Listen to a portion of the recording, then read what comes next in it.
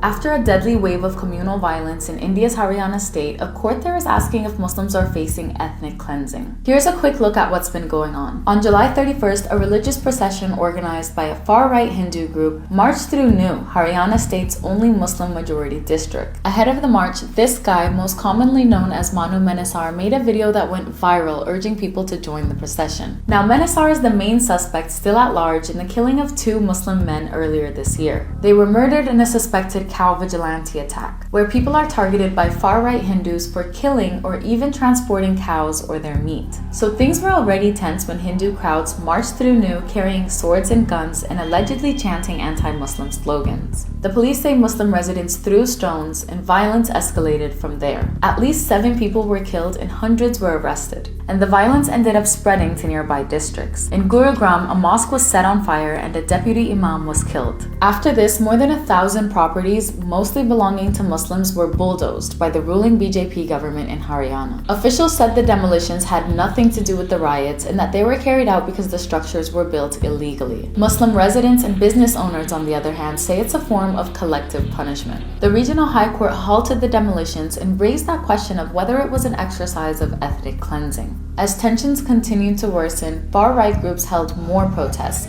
demanding the firing of Muslim employees. Now officials in more than 50 villages have issued statements saying they're banning the entry of Muslim traders. People in the area say all of this has created a sense of fear. Hundreds have fled their homes to avoid being arbitrarily arrested. And some witnesses say men have been coming into their communities and threatening them with violence unless they leave. The story is still unfolding, and it's important to note that tensions between India's majority Hindu community and minority Muslims have periodically flared into deadly violence for generations. But many people are worried about growing polarization under the current government.